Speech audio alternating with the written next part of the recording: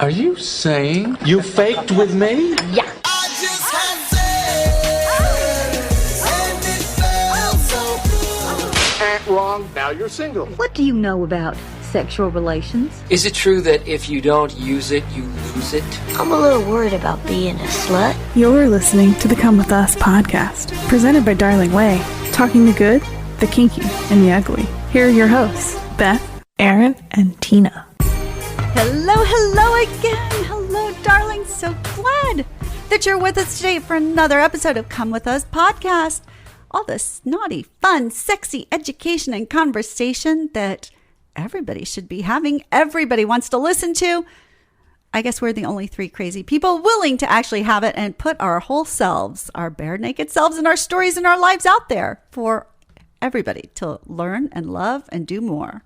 Yes, I'm Beth Darling, your sexy genius, here with the very handsome Aaron, the beautiful Tina, and we're going to dive into all things love, sex, and relationships. But today specifically, we are talking about what do you do when one of you has got some hangups that are preventing really great, free, wholehearted, sexy fun, i.e. maybe there's pregnancy, maybe there's infections, whatever, maybe there's a health issue, something that's getting in your way of your normal, natural, preferred manner of sexy fun.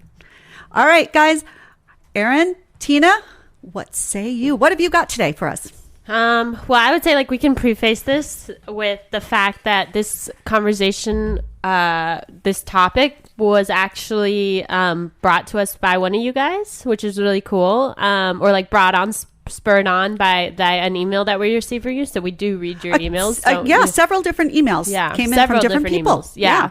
So keep writing to us. We love them, and just know that you're if you write to us and ask us a question, we may do a whole show about it or a part of a show. So, but anyways, it was a listener, and it was a man, the husband of a woman, and he was talking about how she is pregnant. I think quite pregnant with her third child, and it was just kind of a how do I kind of get her to be more in the mood? How do I, spur sexy on with her when she doesn't seem to feel sexy? And which is so common because it is really hard for people pregnant or with young kids and stuff to find the time, the energy, the feeling for sexy romance. Yeah. So I think going off that, we're going to talk about today, obviously not just being pregnant, because that's just one thing, but all different types of things that can kind of come in the way of sexy that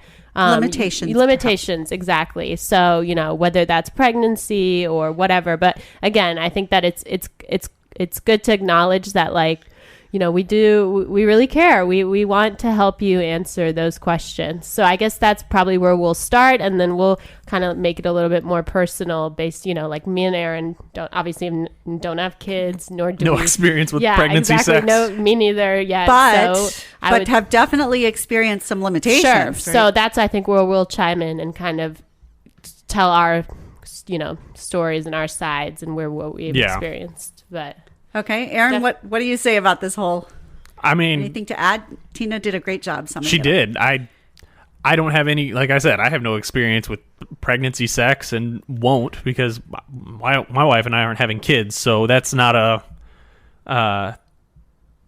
something I foresee in my future of having an issue with. But I'm here to give you my whatever you throw out there. I will give my 2 cents on, and thank you. It might help these listeners because they're male and maybe my brain thinks like that, although I have a fucking weird ass brain as it is. We all do. But here's the thing. It's not just specifically pregnancy is one thing, and we want to address that. But in addition, there are also people who get UTIs, right? If women have yeast infections, those are more temporary, more short-term perhaps than pregnancy, but still.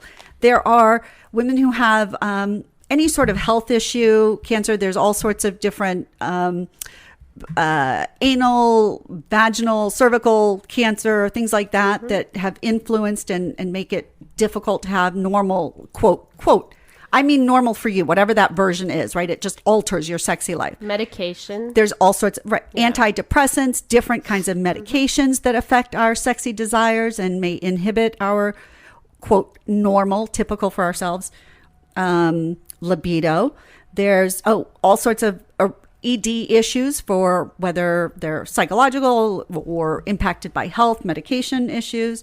Even women on their period. There are so many women on a regular basis who do not want to have their same sexy, turn on during their period. So that's 7 days out of a month. That's a frick of a long time to be dealing with. Oh no, we're just not going to be sexy that time. When women are like, oh no, that's just natural. I say, can you imagine if any guy told you that once a month for a week, he wasn't going to actually talk to you? We'd be in an uproar. There is no woman around who would be like, oh, that's okay. Be like, oh, he's hormonal, he's whatever. He just doesn't want to talk once a week. No way.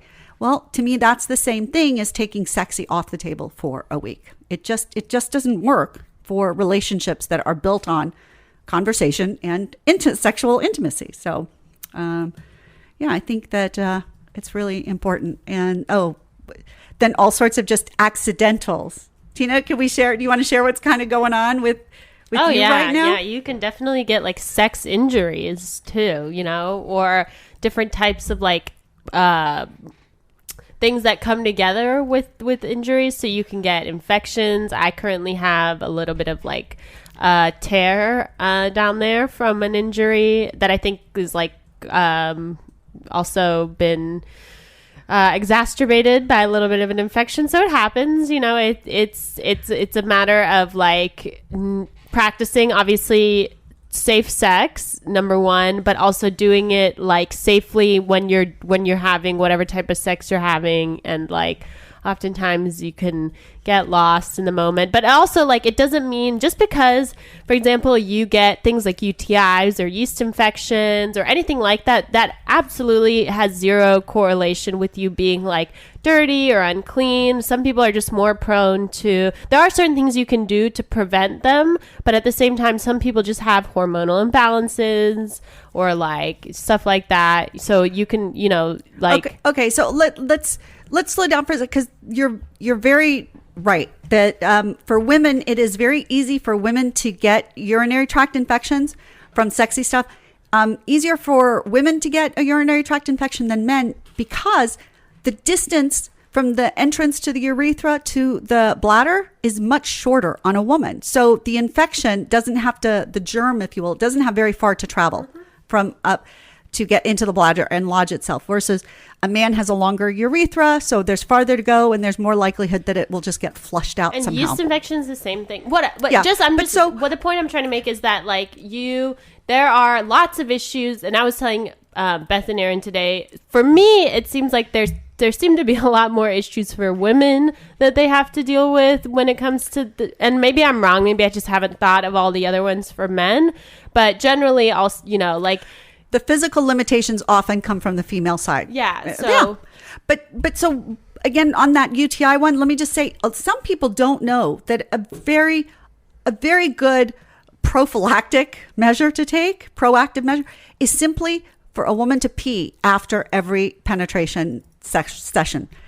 It can help send urine through the urethra and wipe out the germs, just flush them out. So if you're a guy with a female partner or you're a woman, just know that after penetration or any sort of sexy play down there, that it is healthy for you to try and pee.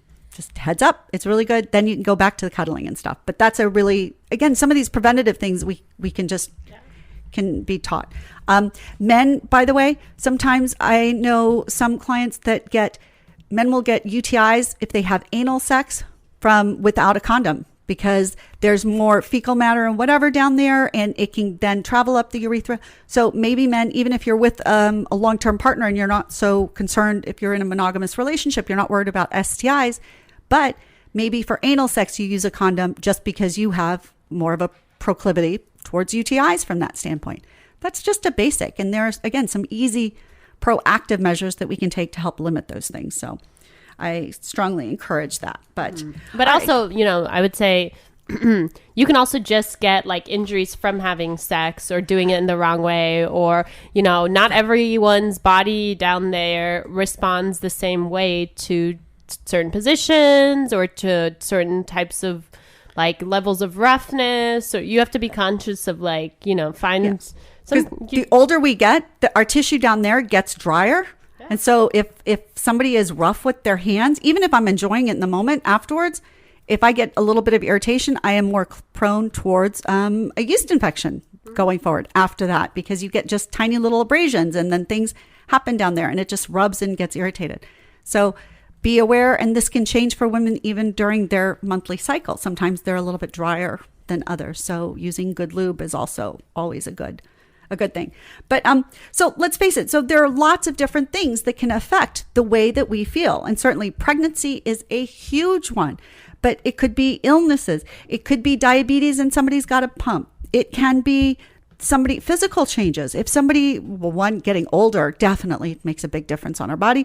And two, weight loss or weight gain can absolutely change the way that we feel about our bodies and make all of our, quote, normal, sexy things kind of change. So lumping all of those together, let's think about how we might be able to address and help people still enjoy sexy intimacy and romantic intimacy together. I think, we can start with the fact that any problem that you probably have, and this probably goes with people more with partners, you probably have to be honest with your partner. Don't just not tell them why you're not having, or why you don't want to have sex or certain types of sex and stuff like that. You have to let them know at least what going on down there. So, one, that they're aware, and two, maybe you can find a solution together and stuff like that. That's where I would start generally. Yeah, I think that's a huge one. And the funny thing is I back it up, because you're right. You have to be honest with your partner, but that actually requires first that you have to be honest with yourself. Sure, absolutely. That's maybe sometimes the hardest one. So many times, well, not so many, but there have been times where I have ignored UTIs, just thought that they were nothing, and then realized that that you have to take stuff seriously. And I think a big one too, STDs. I think a lot of times people see the symptoms, especially girls, of STDs, and they think, oh well, it'll go away, it'll because they're embarrassed or they don't want to deal with it. But those types of things can only get worse if you don't deal with them directly. Yeah, I think it's pretty safe to say that when we don't address issues, that typically they get worse. They don't usually just go away if we ignore. And so be honest with yourself. And maybe that starts with this idea that we all have something to offer. We can all enjoy lots of sexy connection and fun and lust, and we can all be desirable regardless of what we look like, what physical impediments we've got, what emotional impediments we've got, whether it's shyness or sexual trauma or anything. If we can just accept there is a way for everybody to be sexy, to feel sexy, to enjoy sexy. It just differs at different phases, and I think it takes a commitment. So not only honesty, but then a commitment to that this is important.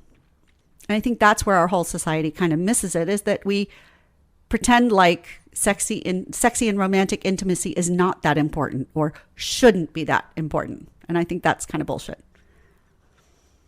I don't know. What do you think, Aaron? You've been so quiet here. It's kind of the environment that everybody's raised in, though. Everybody's made to, TV, movies, media, everything is always made to seem like, oh, well, we're going to hypersexualize you by selling you a candy bar. Yeah. But at the same time, when it comes down to anything else, we're also going to tell you that sex isn't that important. You see it. And fucking how many sitcoms of married couples are the guy's chasing around the woman going, come on, I want to have sex. We never have fucking sex. Come on, sex, sex, sex. And he's always pointed out to be the dolt or the idiot or the caveman and stuff like that. And it's funny to watch him swing and a miss with his wife that he finds sexually attractive. But of course, why would she want to have sex with her husband? She got married. She got a ring on her finger. That's her job is over. Well, or, oh no, she's so busy being the saint. She's got to clean the house. She has to take care of the kids. Yeah. He doesn't that sexy is only about his needs, and that she has other more important things to worry about. Yeah. I'm with you. I think Everybody Loves Raymond. Yeah. I actually loved that show, except I hated the way that they constantly portrayed that in terms of sexy. It was just like she was doing him a favor. And that's not the way it should ever be. Like, she's entitled to get turned on, and that, it shouldn't ever be that way. Yeah, and they had episodes further down the line that changed, that looked at it through a different dynamic. Yeah. But at the same rarely. time, from the time when Friends was on, when I was younger, sex was always a common theme of a joke and stuff like that in that show, and that's something that you need to aspire to for your entire life. But at the same time, then you had, you're hypersexualized by, again, like I said, a car commercial. Smoking hot woman walking across in a bikini and gets in a really fast car. You're like, oh, fuck, I need to buy that fast car. But then on the other side of it, probably more from the female perspective, it's okay, once you get a man and settle down and your job is to have sex to have a kid, cool. After that you should he'll leave you alone. Well, or if he doesn't leave you alone, just make it your point that who cares, whatever. It's so sad. So I think that's very true. So you actually have to commit to making it an important part. You have to both recognize that it's an important part. And I think even if people are getting married and they're virgins, I think it's really important to talk about what role you see sexy intimacy playing and romantic intimacy. Because again, just an orgasm to me isn't enough. There's got to be some romantic aspects. And I think that should be a conversation. Like, that's important. The same way finances are important. And then people get into financial trouble all the time. And then they have to work together to figure out a way out of it and what they're going to do and really commit to it. And then they can come back. It's the same thing with sexy. So commitment. And I think maybe having a deal with your partner that you're not going to go for longer than 30 days, 3 weeks, I don't know, something where there's no sexy intimacy. That's just not a good thing. It's just not. It's the beginning of the end. Unless you can't. No. Unless you can't what, though? See, this is where... You can't have penetration. Yeah, that's true. Yeah, and I think there are lots of different ways. Besides, we have to get this idea that, quote, sex is only about erection, penetration, and orgasm. We have to get past that. That's not a working model for a long-term relationship. Yeah, I would agree, yeah. All right. So then we have to then be honest. We have to commit to it. We have to prioritize it, because the biggest complaint when people have young kids and whatever, or busy lives, I know, Erin, you and your wife have this all the time, where your schedules are so insane. It takes a lot to actually prioritize sexy connection. There's lack of sleep, there's stress, whatever. And it becomes this idea, oh, well, I can have it anytime, so I'll just wait until tomorrow. And there's a lot of tomorrows that can happen. You have to prioritize it, I think. And both of you have to do that. So a time frame, I think, is really important. That, okay, we're not going to go without something fun. Yeah. And obviously you both need to be on the same page with that. Is this going to be a priority for me, or is it going to be a priority for us? Because if it's just a priority for me, then why am I in a relationship, kind of thing? Yes. Yeah, that's exactly it. And again, if one of you likes to talk and one of you likes to fuck, I think those are both equally important. And it's judgmental and ridiculous, and it's not going to help a relationship to think that one is more or less important. So just be aware.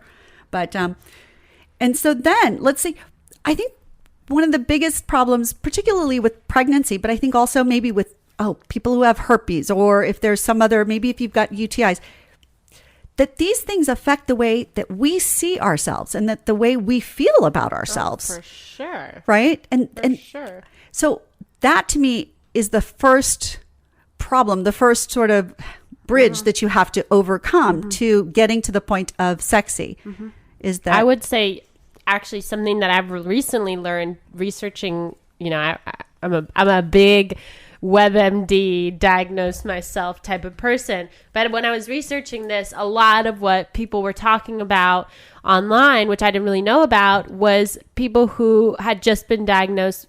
Specifically, I think there are a lot of sexually transmitted diseases, but since herpes is still such a big one, and since it's incurable, unlike some of the other ones, it's something you live with forever. And I was shocked to see how many support groups online there are, like Reddit, other things, talking about like this type of thing. Like, what do you do when you get diagnosed with herpes? Like, how do you go back? Like, and a lot of it was talking about how, like, people just felt lesser. They felt like they couldn't participate. Stigmatized. How do you go forward and have to tell all your next sexual partners that, you know, you have this thing, and how do you feel?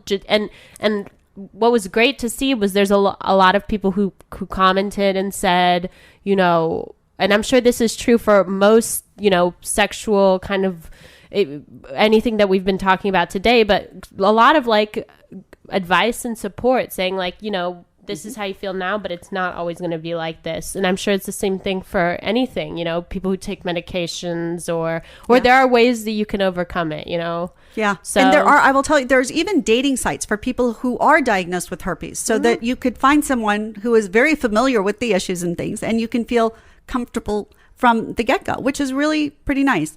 But the joy is that just like with AIDS, when I was younger, AIDS would kill you. That was it was a death sentence. It's not anymore. Thank goodness. Herpes also, there are so many great medications out there that it's not the same curse that it used to, but I know it can still feel like something. It's a big burden. I'm not trying to diminish that, but I also am pleased that it isn't as bad. Yeah, and I think that the internet is actually one of the good things, one of the few good things about the internet is you can find almost any type of, you know, group of people who are probably going through similar things that you are. So whether that's, you know, you've got some sort of STD, or you're like what I have, you know, there are people who talk about, like, it's something that isn't anything I knew about, but there are plenty of people who are talking about it online, saying, like, you know, different ways to overcome it, because it can be something that's chronic. It can be, you know, I'm sure there are many great support, like, and groups who talk about, like, just, you know, how to have sex while you're pregnant, what to do when you're pregnant, and, you know, stuff like that, you know. So yeah, it's I'm hoping that there's more. I mean, this is why we're doing the show, is because we need to be really blunt about it, not just sort of, a lot of times it's like, just how do you deal with the lack of sex? And I'm like, no, let's change that conversation. Let's recognize that relationships, marriages, long-term romantic relationships are built on actually romantic and sexy intimacy. But yes, there is, and there should be support. And so look for it. And again, that's once you give yourself permission to just acknowledge with yourself and with your partner the elephant in the room. What is the issue? What has changed? For me, a lot of times it's my weight. That can feel like such a burden. It can feel like such a shame to me that I just feel fat and I feel ugly and I want to just hide. The idea of telling somebody that I feel fat takes so much courage for me. I'd rather talk to you about my orgasm than about how much shame I have about the way my body looks or my fat.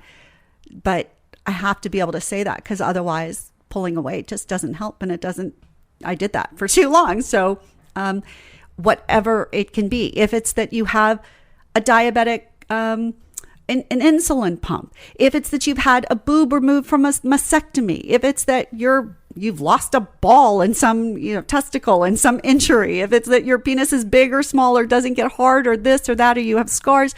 Oh my God, the list goes on and on and on. We all have this shit. We all have some version of shit. Please just know you are amazing. You are beautiful. You have things to offer. You are desirable. You have desire and lust to give. There is pleasure to be found in all sorts of different creative ways. And know that you don't have to be stuck. Then put it out there and share it. And then towards that, I guess as partners, we need to be able to hear. And so my partner, if I said, I would have to hide my face and close my eyes. I'm doing it now, just thinking, if I said, I've gained 10 pounds and I just feel like, I just don't feel attractive at all. And I'm afraid you're going to judge me and you're not going to find me desirable. And you're going to go find somebody else. And it's just awful. And no matter what kind of blowjob I give, you're not going to want to actually look at me. Well, my partner might want to just laugh it off and say, oh, come on, that's no big deal, and blow. But I promise you, that's a fucking big deal to me. It is, but I'll tell you that from a male perspective, if he's already gotten to the point of the bedroom with you, or gotten to, you know, the point of sexting with you, women out there, it's about fucking confidence. Like, just like women tell guys, oh, well, I want a confident guy. If he doesn't know what he's doing, I want him to actually, like, if he doesn't know how to fix something, if he's got the confidence or portrays not, not being cocky or arrogant about something, but confidence. For men, if he's in the bedroom with you, all he wants to see is you wear that confidence. Whether you think you've put on 15 pounds or 50 pounds and you feel like you're not attractive, if you strip down naked and you just basically err on that side of confidence of, yeah, you're getting this, it's going to go a lot further than having to blush and apologize in advance and, oh my God, I'm so nervous about you seeing. So I totally agree, but I will tell you that there's a point where I can't fake confidence because it's such a big issue to me.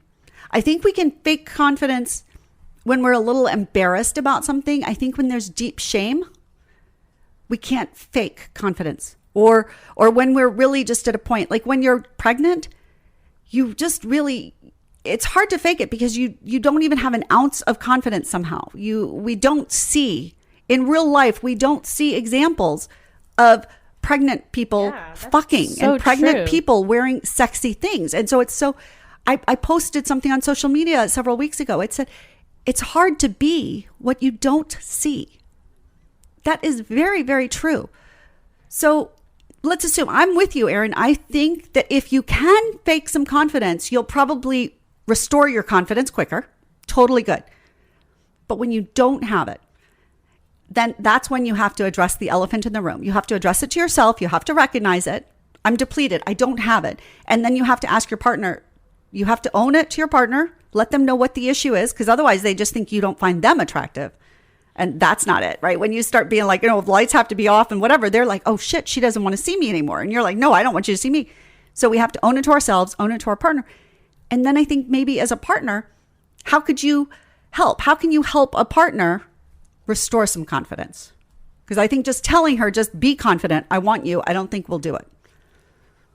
I mean, it depends, because if you can tell your partner's self-conscious or acting differently, be it for whatever reason, you can't really address it until they address it, because you can't point things out, because then they think that you noticed and then they get all scarred or hurt or, oh my God, you did notice. Like, I feel like you have to wait for them to bring it up before you can reassure them that, hey, that doesn't bother me. It's not a, Okay, so maybe not assuming you know what the problem is, but maybe there could be. For example, if you notice your partner getting more self-conscious, or if you notice your partner having less sort of more natural, spontaneous libido desire or something, I think it's okay to bring that up and say, hey, I'm just noticing you seem to pull away a little bit more, or you're dimming the lights more, or you don't touch me as much, or you don't respond. Is what's going on? Right. I think that can open the thing up, and buffering that with, I still love you. I still, every time I see you or whatever, I'm still so turned on. I really want the lights on because I really love seeing, I love seeing your body. I love feeling you. I like this. So you can sort of bolster by being more specific about things that in a positive way, not assuming that's the problem, but just saying, I've been thinking about your ass all day. If you think she's self-conscious about her ass, and I just want that bent over and I want to see it and whatever.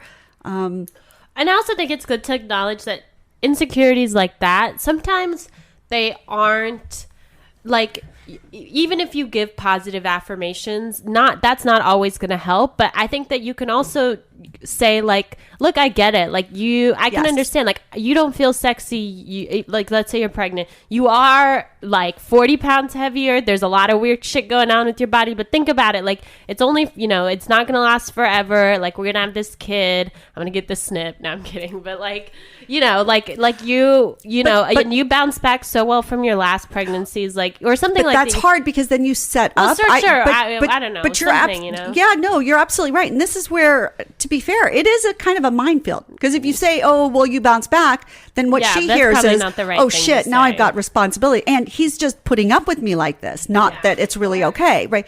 Or just say, like, I don't mind. Like, I get it. Like, I don't Right. understand exactly how it feels, but I sympathize with it. And, like, right. I understand that it really is a big deal. And then maybe you can both go and say, right, you can acknowledge from a man's perspective, because I know this has happened, that men are like, I keep thinking I'm supposed to see you as this Madonna who's pregnant and carrying my child, and I think I'm supposed to treat you with kid gloves, and yet I miss my wife that I can actually do, and I can lust, but I feel a little weird lusting over this woman who's going through all of this, but I still want you, and I don't know what to do. And we can, because we all have our issues around this stuff. If somebody's lost a bunch of weight, and I know this has happened to couples, one person loses a bunch of weight and starts feeling really good.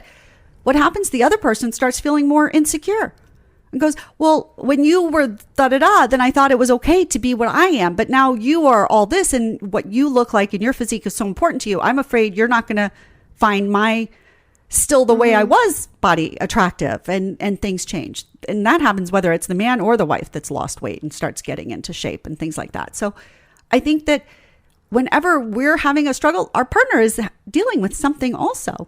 And it can be okay, let's just explore. If you're pregnant, what is it? There's not a lot out there, but we know that it's really important. And quite frankly, I really love that your boobs are bigger now. I love the other boobs, but I love this now. I like this stage, whatever we're going through. We know it's not going to last. We know there's going to be different stages. But I'm happy to just take every stage and say, oh, here we are in this new stage. Let's explore. Let's find out what works for us, what doesn't work for us. And talk about, for women, having, if you're nursing and stuff, the idea that you're going to get turned on and have milk spew out your breasts is been there, done that. You can feel like a cow. Some men, oh yeah, seriously, I looked at myself in the mirror without my shirt and my boobs are like spraying. It was like, holy crap, I'm just like a cow. It's not a sexy thought in my mind. But if my partner was like, oh, that's pretty fucking I don't think you understand cool. how farm animals work, but okay. I don't know. Well, okay. Cows don't randomly just start spraying. It has to be coaxed out. Okay, well, there you go. I don't know. But it was still At least very in my strange. experience around cows. But I was feeling more like a milk machine than I was feeling like a sexy woman. But a partner could just sort of try and embrace that and go, yeah, it's pretty weird. If we just acknowledge it's weird and then play with it and try it and see, then I wouldn't feel like I had to do it all alone, or that I had to hide it from them and something that, I don't know. Yeah. Well, I mean, automatically shutting it down, taking a preemptive strike on sexy fun because of something that you're dealing with, whether it's pregnancy or lactating or whatever it is, or a new scar or, an injury at the time, that's almost like looking from a sports perspective of why fucking play the game. Why do you play the game? Oh, well, we might lose. Well, you might lose. Why fucking play? If you might lose and that's your attitude, you don't even belong on the field. Get the fuck out. Go away. The same thing, because I had a coworker years and years ago who his wife on their second, they didn't have a lot of fun on their first kid. On their second kid, she had some weird hormonal change to where when she was like really big and pregnant, she wanted to have sex. That was the best sex they had ever had. And then they had 3 more kids because they kept chasing that dragon of, oh shit, that sex is awesome. Like pregnant sex is fucking great. And I was like, that's an expensive. And their whole plan was we were going to have 2 kids. And then they had 3 more out of the the addiction of chasing, like, oh fuck, I want that feeling again kind of thing. Which, wow. But you don't know what you're missing if you don't give it a fucking try. Okay, so I like that. So I think that's true. So the game is to maintain all kinds of intimacy. I think, Aaron, I love that. I think that should be in everybody's like marriage vows or commitment vows. That, okay, we are committing to the 5 kinds of intimacy. And no matter what, we are going to constantly be striving to attain even better and better from the 2 of us. Well, and I mean, great. from Tina's perspective, because, I mean, you're very open about it. You're not one to shy away from, other types of sexy fun, oral sex, hand stuff, all that fun stuff. For, men or women out there who are dealing with something like that, where maybe P and V sex ain't happening right now, take some time and explore something else. Explore Yes, oral sex for really your good partner. at Explore blowjobs. hand stuff for your partner. Explore, Yes. what's the word? What's the fucking weird word? Cunnilingus. Tantric. Oh, tantric. Like tantric breathing. stuff. Right. Right. Come use all that over time- somebody's body. Exactly. Yeah, Just- use that time to try different things if, the old fashioned isn't working. Yes, I think that's absolutely true. That and let's just say, for example, go ahead. Sorry, the metaphor I think of is when the Matterhorn's broken, they don't shut down all of fucking Disney World. There's other goddamn rides. Go experience another ride. That's right. And then you might. It's a find Small that you World have- is still going. Go jump on the boat and watch the two fucking Dutch kids sing. I love that ride. That's where I want my kids to sprinkle my ashes. Don't tell Disney World, but my that's God. I want that way for generations to come. They'll always know they can go to It's a Small World and think of If Bubby. they get caught, they can get arrested and thrown Yeah, in prison. I do know that, but that just yes, I like to look at And they'll things through clean my- out your ashes completely, and they'll Yes, have I to know. sanitize the entire. They have a code. It's a code white. Yep. I've heard of that. But anyway, I wanted this before I knew. But anyway, just random things. But yes, there's so many different ways. And that's exactly it. That we have to have this commitment to not just having penis and vagina, but that there are other different manners. And to recognize that it matters. And what was I going to say? Oh, another thing is, that expression tit for tat. Well, I don't want people to think, oh, he gets an orgasm, I get an orgasm. I say that would be actually like tit for tit. But tit for tat could be that maybe there's a time where he or she wants orgasms and you work towards that. And then the other person maybe wants a long, luxurious massage or maybe wants an extra hour of sleep. We can always trade.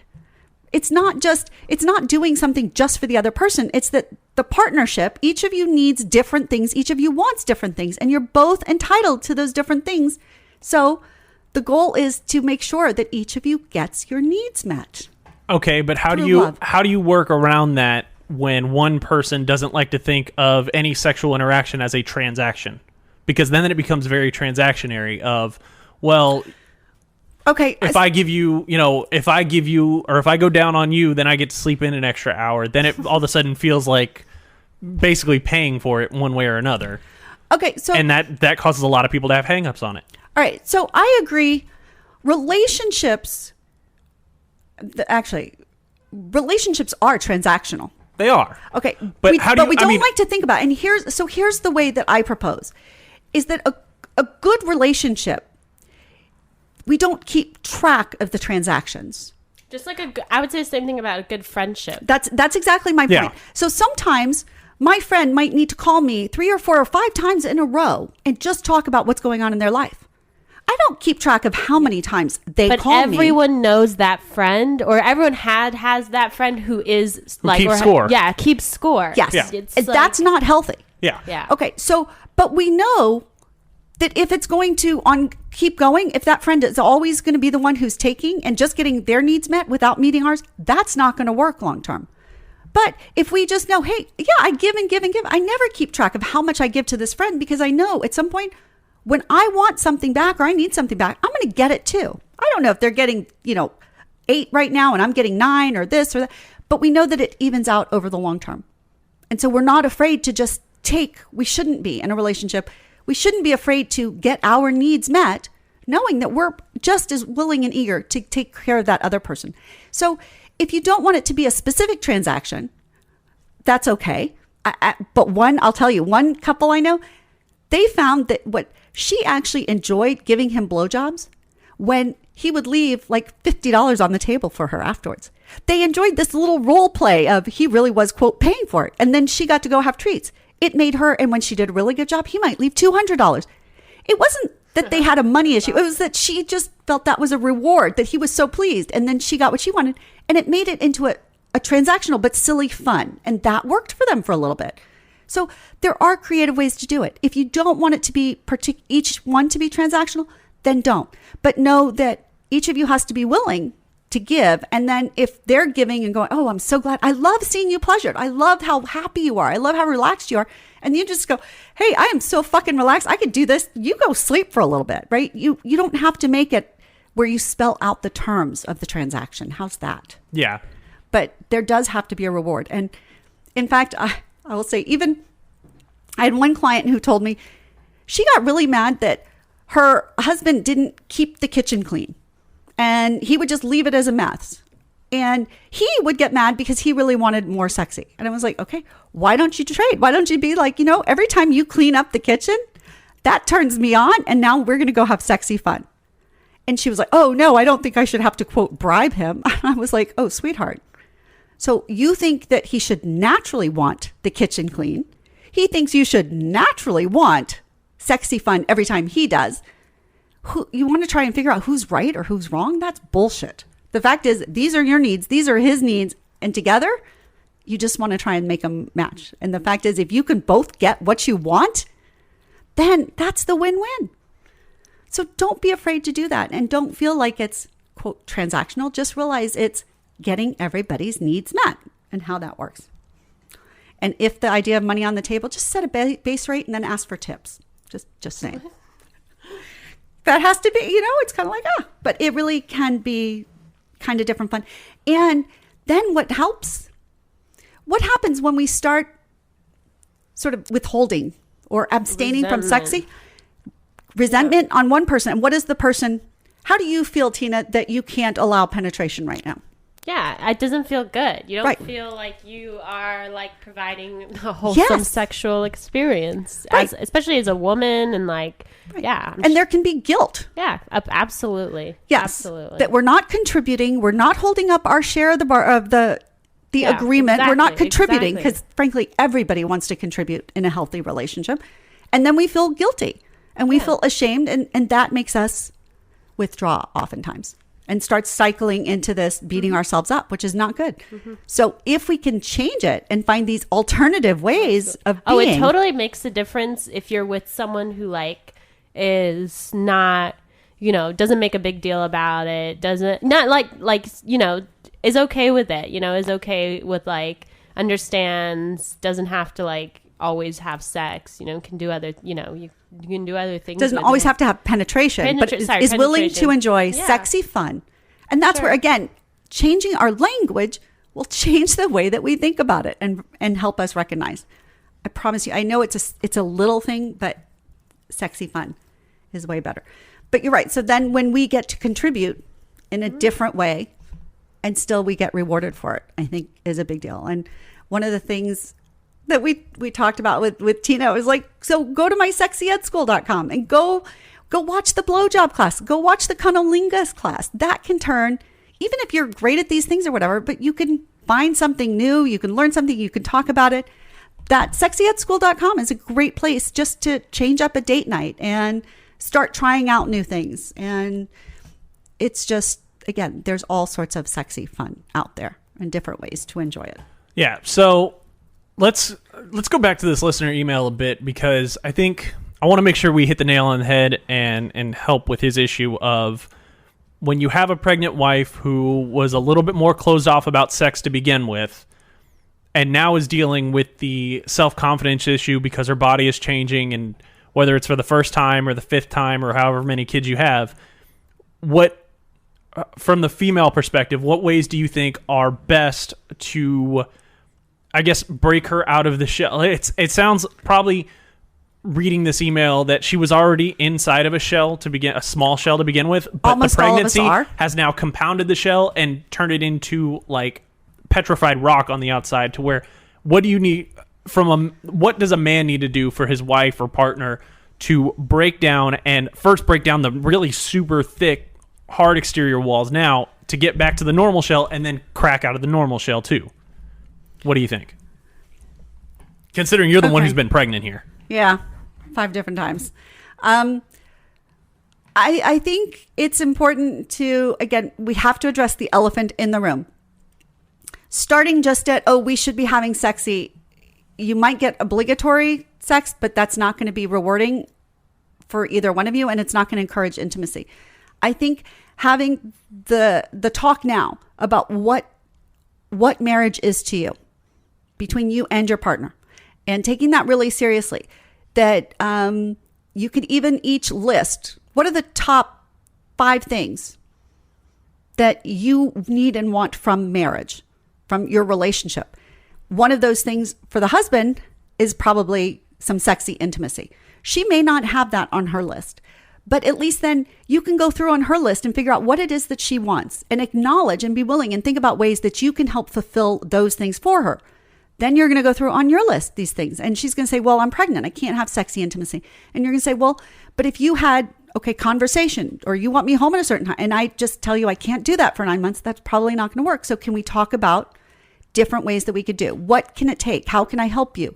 What do you need? Then you can start opening it. Aaron's looking at me like a pie in the sky, but I look at you like if I were a guy, I would think you're giving me a death wish at that point, because again, what everyone always sees and hears from the outside world is when a woman's pregnant, she's carrying her child, you can't dare question her or do anything that's going to upset her. I don't know this listener and his relationship with his wife. I don't know how great their marriage is or anything like that. But if it were me in that situation, I would think that my partner would probably take it as not so much a dig, but more of a, like, listen, I'm already carrying your goddamn child because you did this to me kind of thing. Okay. So, because a lot of women get that way. A lot of women go, well, I have to do this thing because you did it. Okay. And then they get that whole blame thing of like, well, why do I have to? Well, you're not a fucking seahorse. Get over it. Okay. So then I would say maybe then what you want to do, instead of you each getting a list of 5, maybe she gets 5 and you only get 3. Maybe you just acknowledge in times of pregnancy. I'm just saying your the needs issue are of, going to well, matter. you don't get to take this 9 months off. Like, that seems like a... Right. I feel like that's lighting a firework off and just holding it in your hand and going, well, let's see how this works out. I could be wrong. I don't know. But it can't be. I understand that it could feel that way, but that's why... So making some acknowledgement of it and giving them some extra grace to recognize where they are. But otherwise, for example, if it's something with cancer, people then may have a 2-year, a 3-year bout with cancer. And no way do I want to minimize that. And yet, for that person going through that cancer, probably one of the most important things they need and want is their partner support, which means they have to be willing to be attuned to, okay, I can't take care of all of your needs. I can't meet your whole list of 10 things probably. So tell me what the top couple are and let me try and take care of those. Because I know right now in our relationship, the burden is going to be on you. You're going to have to give me more than I'm going to give you right now. That transactional thing. Yeah. But it's going to be worth it. But you have to be able to get something back. And so maybe it's just permission to, hell, maybe you are so without libido that it's, hey, how about if is it okay? Can I just kind of masturbate and look at your body? Can I just talk about your body? Can you just watch me? Can you be present to me? There are all sorts of different creative ways, but this is important to me. Okay, well, here's another idea that I just had thought. Like, what if, rather than making it about, well, I want to have mine at the time because, tell me if this would make sense to you. Yeah. You're pregnant. You're not feeling great. You feel self-conscious. You feel like your body's changed, all this shit, and you feel the least sexy of all. Yes. What if your husband at that point in time comes to you and says, you know what? I'm going to go down on you, or I'm going to get a vibrator, and we're going to make... And he does this not just once, but several days during the week, like 4 days out of the next 7 days. Yes. 4 times out of the next 7 days, where he tells you, lay down on the bed, you're getting this, and... Right. Does that start to break down that wall where all of a sudden you start realizing that, oh, I can still, like, those hormones start... I don't know how the hormones will work, but would that help starting to melt away that icy exterior of... To use a completely different metaphor than I started with, but... Yeah, I think better would be... So he would say to her, on this list of things he wants, I want to make you feel sexy. I want you to know. It's important to me that you know how much I desire you in any and every phase of life. So I'm going to do what I can. If he then says, instead of just assuming she wants a vibrator or to go down, because most women, if we feel not very good, we're fighting. If he's just like, okay, spread your legs, we're like, oh God, no, this isn't painful. This is painful emotionally. I don't feel good about it. But if he says, all right, what can I do? I'm not letting you off the hook. I'm not going to let you simply in your head feel undesirable and unwanted when I am absolutely full of lust for you. Okay. But yes, the more orgasms you can give her. Yes, exactly. Like how you can say, I do? Guilt-free orgasms. That's if I give you, like, if you just start showering her with guilt-free orgasms, eventually do you think that she would come out of her shell and realize that, well, shit, now we need to start having fun together? Or guilt-free pleasure. All right? It may or may not lead to orgasm, but guilt-free pleasure. Absolutely. And then you can add on, like, once you've pleasured and she's feeling all good, then it can be, okay, I want to do, is it okay? Can I jack off on your back? Or can I do this? Or I'll go into the bathroom. But again, that guilt-free. Oh my, do you see what happens? I touch you and I get a hard on. It just happens. Look, the turn on, the fact that I find you exciting is a given. You can't deny that. Make it very specific and absolutely. I think that's, yes, very, very, very important. And if she had, I would assume that this would work too, because like I said this in episodes before, I've read your book. It's been a while. I need another refresher. But if she hasn't read Love and Laughter, that might also help her kind of realize. Yeah, maybe read it together. My book is Love and Laughter, Sexy, Meaningful Fun for Everyone. It is about a woman, how to basically start tuning into your body in order to find your turn on. And one chapter particularly is about chocolate. And I think maybe for pregnant people too, eating is something that we have been taught that we can kind of tune into, but we don't recognize it as this sensual and perhaps even erotic experience. But that can be a way to start waking people up to a desire. So creating an aphrodisiac meal, creating a sensual meal that you are feeding each other, where you're licking fingers, you're licking hers, etc. Or giving her a box of chocolates and Love and Laughter, Sexy, Meaningful Fun for Everyone can be a way, again, of just starting to tune in and recognizing wherever you are in life, whatever phase, you could be 85 years old or you can be 20 years old, there is some version of sexy. It's not about your pounds. It's not about your health. It is, if you've got a brain working and a body at all, then you can have some sexy fun. That's kind of my thought. And again, speaking of 85, I have to shout out to Helen, who listens to all of our episodes, who's 85 years old in Lubbock, Texas. And she is still living her best sexy life right now. It thrills me no end to be part of her love story. And we should all aspire to be her. No matter what goes on in life, she is just going to love it. And she's laugh. also married, isn't she?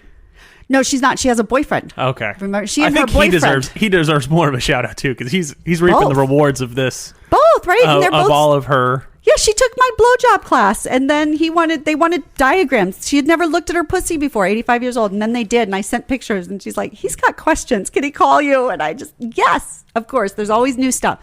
So please just recognize, no matter where you are, own it. Recognize how important sexy is to you and to your partner, and if you've lost it, you want to get it back, and you deserve to get it back.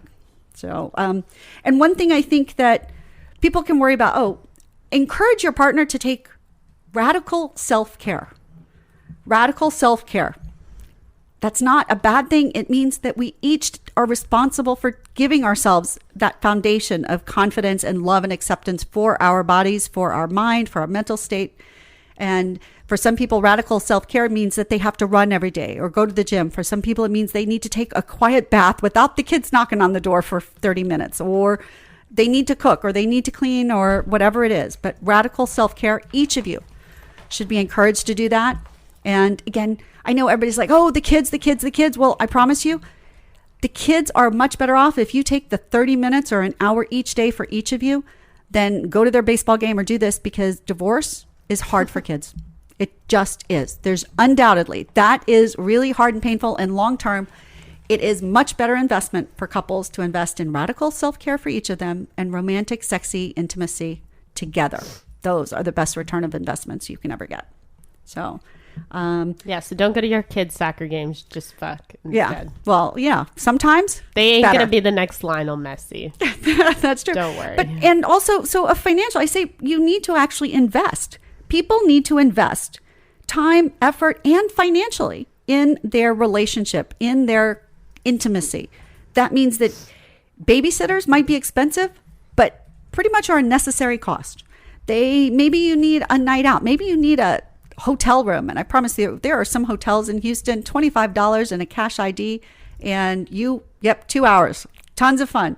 Home away from home, sexy, trashy, raunchy, whatever. But it can be silly and fun. Messy. Yeah, they're actually there are some that are very clean and nice. Some of them have free porn. Some of them have hot tubs. It's very interesting. So you can explore, but all sorts of different things. But you have to invest time, effort, investment and emotionally in your relationship. You know, porn is free. Like, you could just find it on your phone. Oh, I don't know. Okay, well, I'm not big into the porn stuff. I don't know a whole lot about that. So, but anyway, things are there. And then, all right, pay attention to positions.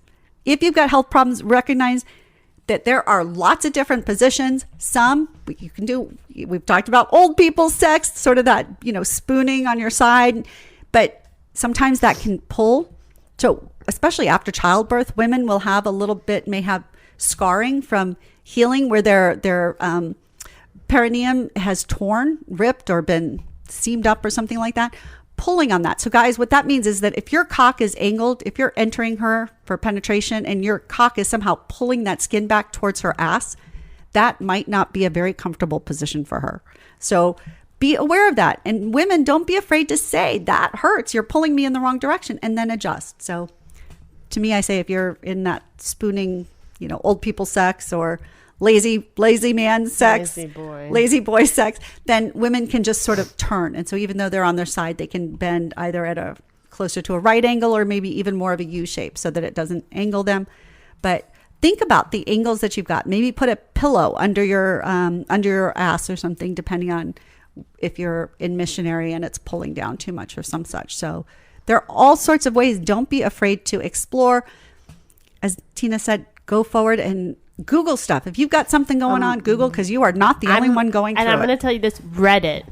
Reddit is a fantastic place to go. So there are a few forums. There's R Sex, which is like the general one. And then there's a great one. It's Sex Over 30, which is like a little bit more of like our Reddit Sex is a good one. And they have tons of guidelines. So it's not like you're going to go there for like smut or any, like, it's not like pervy things, but it's a great place to go and see and connect and like ask questions. Like, great place to go and ask questions, and especially the one Sex Over 30. Obviously the advice you get may not always be correct, but you're going to find a community of people who actually really want to help other people and answer questions. And you see a lot of the like, is this weird? And then underneath you're going to see tons of people who explain why it's not weird. Like, that's generally the most common one. Like my blah blah blah did this. Is this normal? And yeah. So because that's it. When people don't talk openly about stuff, we feel like we're all alone, and you're not. Yeah. So I would say that's a really good place if you need kind of like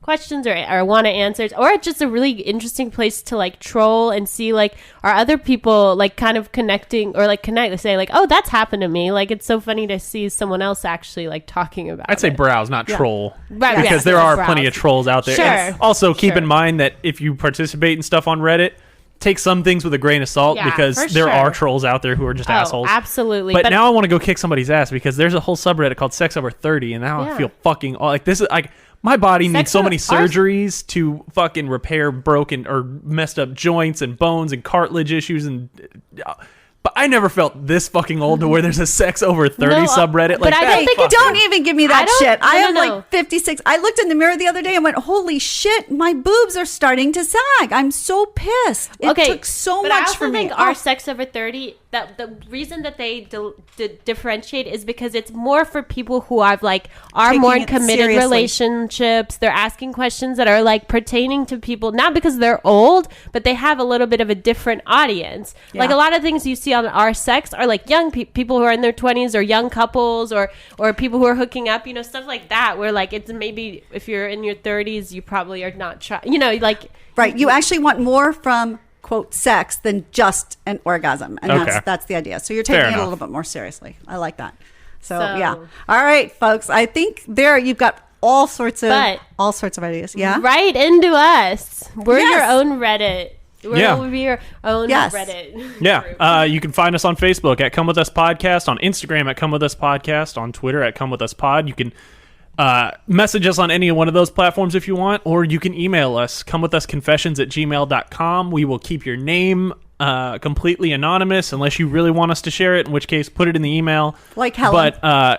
But make sure that you interact with us, because we like getting listener emails, and we like to know what episodes you want us to hear. I mean, there's been 2 listeners who said, what do we do about, sex during pregnancy and stuff like that? That's what inspired this whole topic. This wasn't on our agenda this week. Yeah. But it got pushed to the front of the line. I had it in the back of my mind that eventually we probably should have. But stuff like that, whatever you want to hear, right? What kind of topics you want us to tackle, what issues or questions or comments or anything. And your success stories. Yeah. If you hear something and you try it, your success or your bloopers. Yeah, we want to hear. Know. Yeah, this is, again, we want you to be as much a part of this conversation, because you are. In our minds, you're here, you're with us.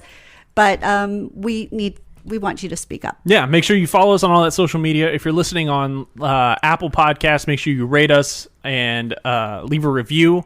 Please, that'll help us. Spotify doesn't have something like that, but if you're on Spotify, if you listen to it on Spotify, steal your friend's phone, open their Spotify account, and then subscribe to the podcast too. So, then it'll be a nice surprise for them, an auditory surprise.